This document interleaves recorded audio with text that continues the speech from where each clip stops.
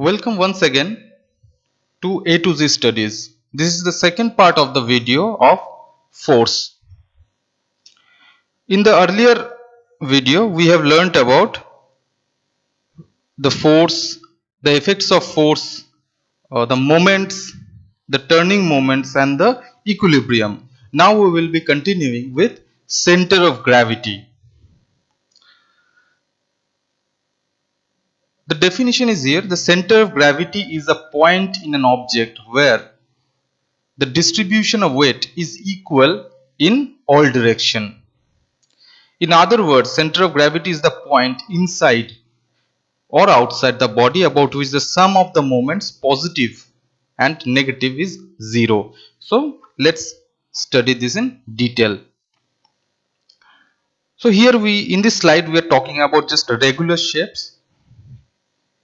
In case of regular shapes, the center of gravity is the geometrical center. For example, if I draw two diagonals, this is a square, and if I draw two diagonals, the meeting point of the diagonal will be the center of gravity. Now it can be observed, we can observe that if I make a hole out here and if I suspend it with a nail or anything rigid object, so even if I rotate this, it will be in equilibrium. That means if I rotate this square object and rotate this square object and for example I keep it in this position, we will see that this position it does not rotate, right? So this has attained a equilibrium. Here also if we draw the median, so this will be the center of the triangle. So this will be the center of gravity. In case of the circle or a sphere, it will be just the center of the circle. Okay. Now in case of a regular object, it is a 3D object. So in case of a 3D object, it will be just the center. Again, it will be the center of the object. Now one interesting fact is that center of gravity need not be always inside the material, inside the body, or it may not be where there is any object. It may be there, center of gravity may be the portion of that object, where there is no material. For example, in case of a ring, if this is a ring, the center of gravity will still be the center, but there is no object or substance out there. In case of a U-shaped object, a horseshoe, for example, if I make it a 3D thing like this, so it will be again the center of this object where there is no material, right? So because of that, this is the definition. CG is the point. It may be inside where there is material, or it may be outside where there is no material. The body about which the sum of the moments is 0. We will discuss it a bit later. This is a important thing.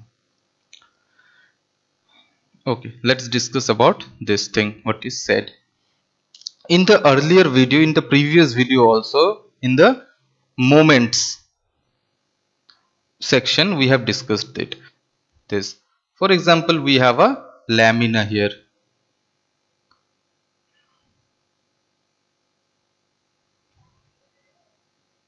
Let's erase it.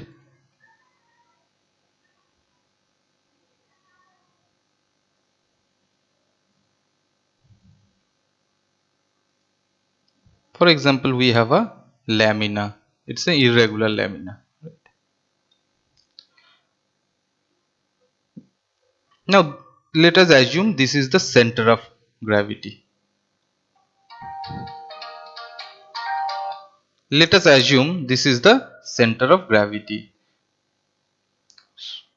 So the entire object, entire thing is composed of small particles, and each particle has their own weight, W1, W2, which are exerting force due to gravitation, right?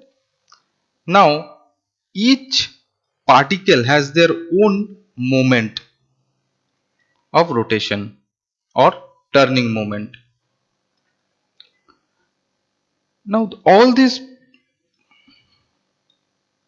weights, all these particles which are to the left of the center of gravity, they give a positive moment because they are anti-clockwise, and all the particles which are to the right side of the center of gravity, they give a negative moment, or because they are clockwise. And we may have the question in mind, what about the particles that are just upside, up or down of the center of gravity? The moments will be zero because the distance will be zero. We know the moment is calculated, the magnitude of the force multiplied by the distance from the moment, from the center or the pivot. So the distance is zero. Since the distance is zero, the moment of these particles will be zero. Only the particles which are a bit far away, not far away, just having a at least the minimum distance from the center, they will be counted. Now if we add all the moments of the positive side, left side, and all the moments in the negative side, we will find that the result, right, f1 d1 plus f2 d2 plus f3 d3 plus like this to fn dn is equal to 0. Why this comes 0? Because this side, these values are positive, and this side, these values come to be negative. So all the summation of the positive values is equal to the magnitude of the summation of the negative values, and when we add them, they become 0. And so this is the concept of the center of gravity, right? Okay, so let's continue to the next slide. Now let us come to the center of mass, the specific point of the body where all the mass of the body is supposed to be contained. So this is the mass, this is a body for example, and if we assume all the mass to be contained in this small area, this is the center of mass of the body. And also the when the body moves, the entire body moves, and if the body is shrinked to the center of mass, it's made a point object,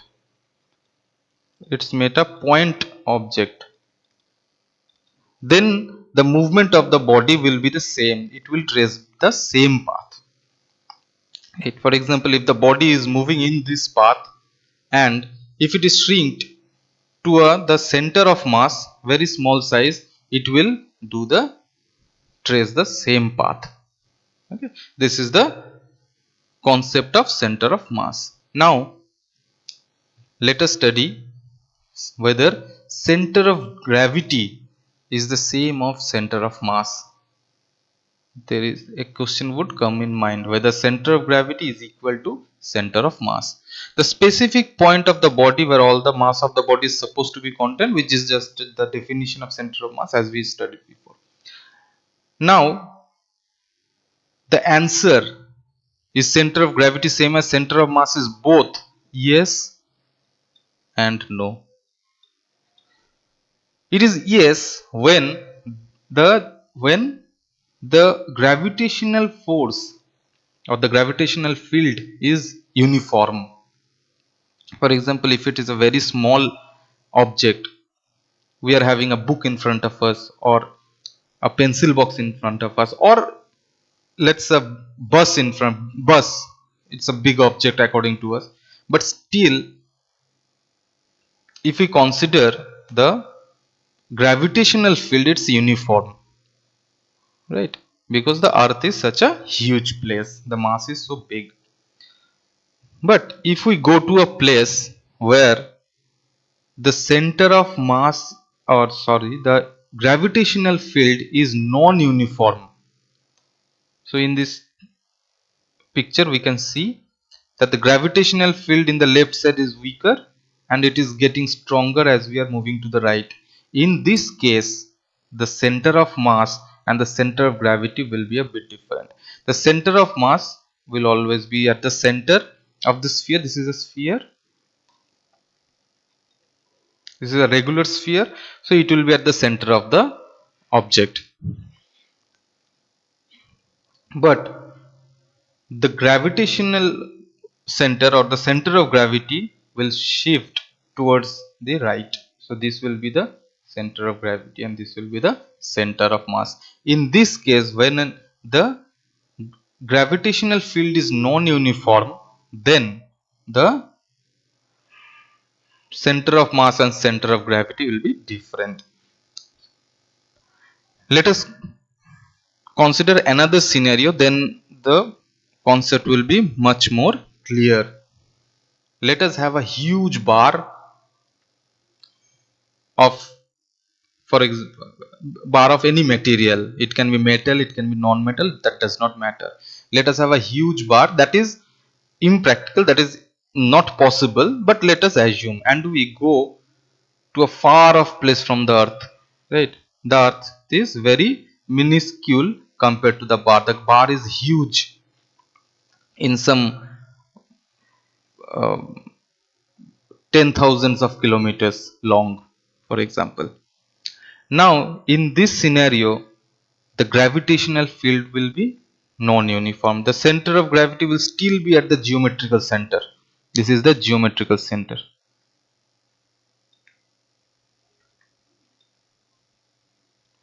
But the gravitational field, since the distance, this distance is much more, it will be, the gravitational field will be weaker. And here, since the distance is less, it will be stronger. So see, the gravitational field is non-uniform. So in this case also, the gravitation center of gravity will shift to the a bit to the right. Okay, let's. How can we determine the center of gravity? Determining the center of gravity, as we have discussed earlier, of a regular object like a triangle, we can easily measure the center of, find out the center of gravity through simple geometry. We will connect the medians and the center where the medians meet, that is the center of gravity. In case of a circle, the center is the center of gravity, etc. But in case of irregular lamina, how can we measure? We will have a plumb line. We can, this is a plumb line which a mason use, or we can just take a long thread and attach a stone here, or any weight that we have at our home. So we can make a plumb line. We will do the experiment and I will post a video later. So what we will do, we will make a very small hole at this, at the edge of this lamina, and we will hang it from a pin. And we will let it hang freely, so we will see that it hangs freely. Then we will attach the plumb line and like this, attach the plumb line and draw the, trace the, make a line like this on the lamina. Next we will make a hole here. For example, let's make a hole here and again we will hang it through a pin, and again with the help of the plumb line we will draw a line, right. Again we will do this side, and again we will do this side.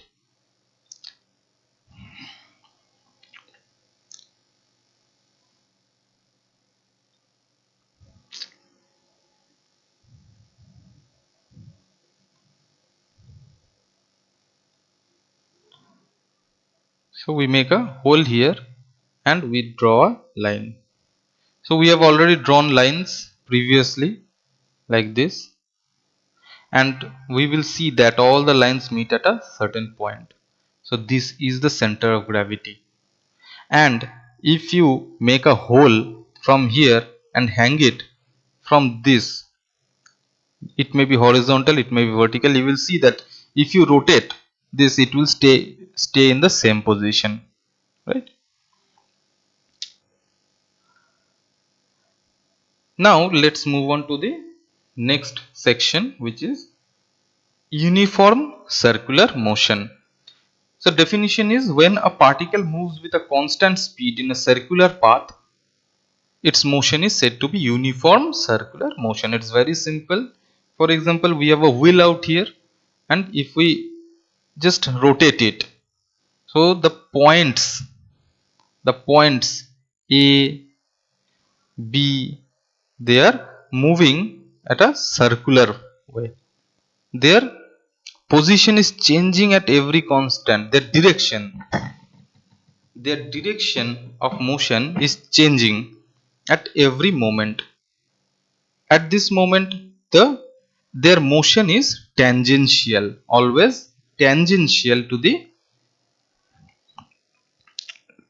circular rim. Okay. For example, in this position, it is moving in this direction. After some time, after a bit of rotation, it will be moving in this direction. Then again after some time it will be moving in this direction. So the motion is always, at any instant, is tangential. The direction of motion is always tangential.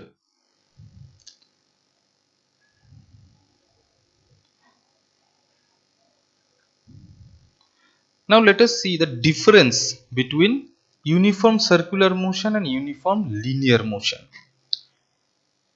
The path is, in this uniform circular motion, the particles or the object are moving in a circular fashion, and in case of a linear motion, the object or the particles are moving in a linear or a straight line path.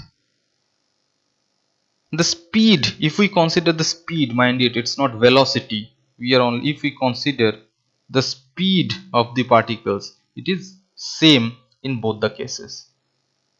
Here also the speed is uniform, here also the speed is uniform, but if we consider the velocity, if we are talking about velocity, it's non-uniform here and it's uniform here. Why it is non-uniform? Because velocity means what? Magnitude. Velocity is equal to magnitude plus direction. In this case, when a particle is moving in a circular motion path, the magnitude is remaining constant. What we said, the speed is remaining constant, but the direction is changing at every moment. Every single moment, continuously the direction is changing, and that is why the velocity is also changing. See, in case of uniform circular motion, the velocity changes because the direction changes, and in case of uniform linear motion, the velocity remains constant because both speed and direction remains the same. Here the car is moving in a linear fashion, linear path, so the velocity remains the same. Centripetal force, we will be studying about the centripetal force in the next slide. A centripetal force is required to keep the object moving in a circle. There is no question of centripetal force getting generated here. Acceleration, this is a very important part. Here, in case of uniform circular motion, acceleration is there, right? But in case of uniform linear motion, there is no acceleration. Acceleration is equal to 0.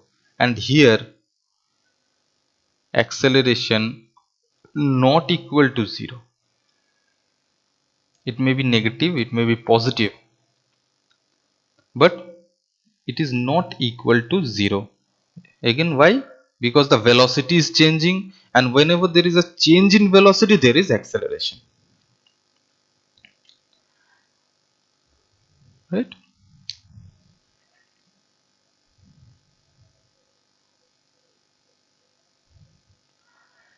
Now let's come to the concept of centripetal force.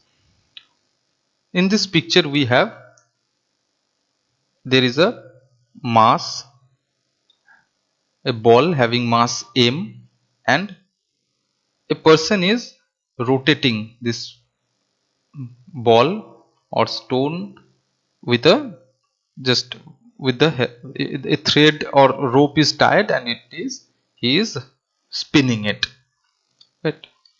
Now if we have all this experience in any point or the other, we have just uh, rotated things like that, be it a keychain or a stone tied to a rope or anything, right?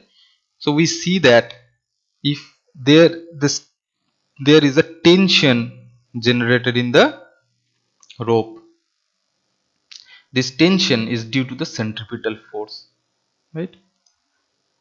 Whenever we move or spin an object in a circular path, the ball seems to get away from the center, move away, tends to move away from the center. Now this moving away from the center or flying away is restricted by the centripetal force, right? So a force is generated which prevents the ball from going away. Now this ball may move in this side or this side, we will, whether it will move radially or it will move tangentially, we will see it later.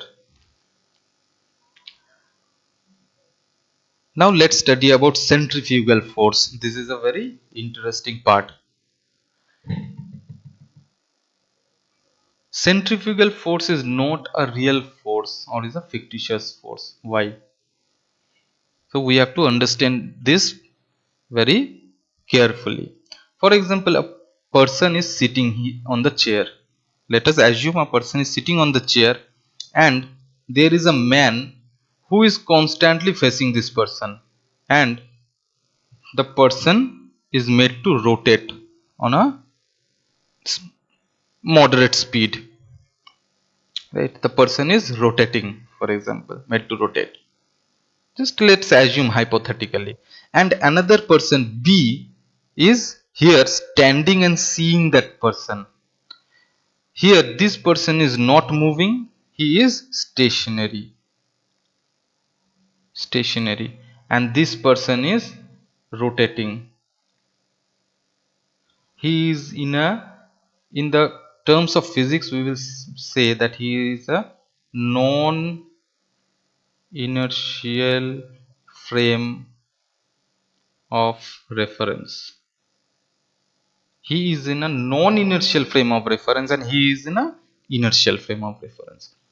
Now when this person is moving speedily, he will see that, he will experience that the chair is pushing him and he is about to fly away in this position, right? So this is called centrifugal force. Centrifugal force, the force that the person feels that he will be pushed, someone is pushing away, pushing him radially away from the center, that is the centrifugal force. But if he is allowed to move away, this person B will see that instead of moving in this direction, the man will not move in this direction, he will move in this direction tangentially.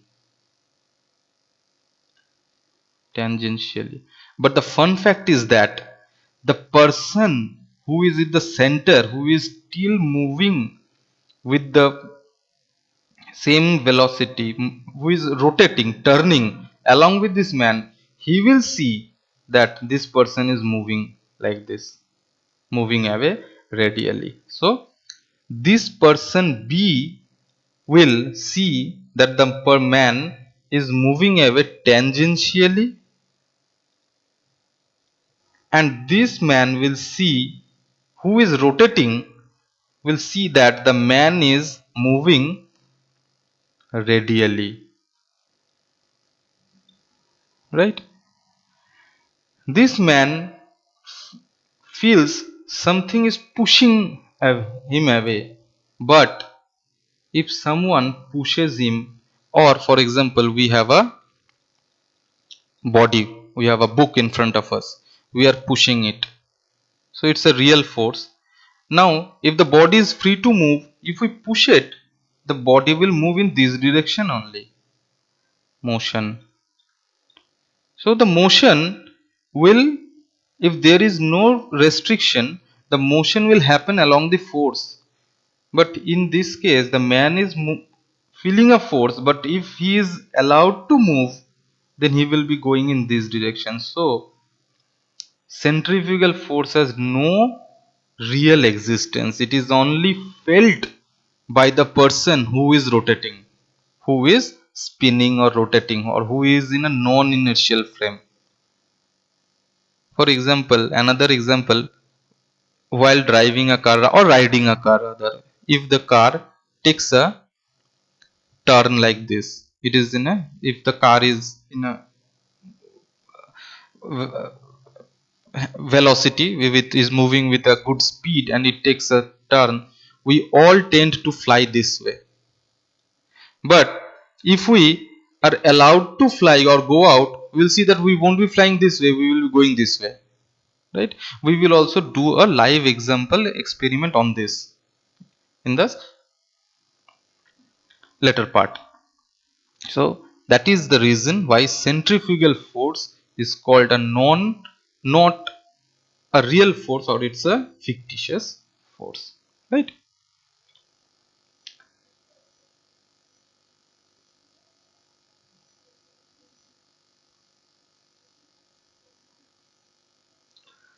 So that is the conclusion.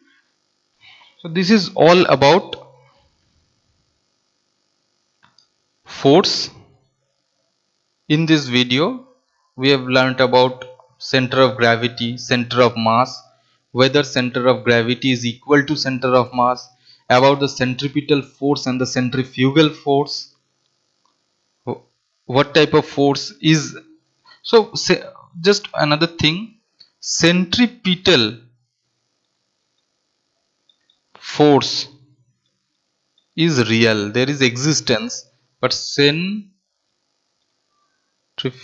force, there is no existence. In the solar system, the sun is there and the planets are moving, revolving the sun. So the gravitational force, the centripetal force, which is keeping the planets in the position, in its own position, is given by the gravitation force, gravity. The gravity is providing the centripetal force, right? If you go through the book, it will be clear for you. If you have any doubt, please comment, please ask me questions. I will be more than happy to help you. And to keep me motivated and post more videos, please subscribe. So thank you and bye for now. We will see you in the next chapter. Thank you.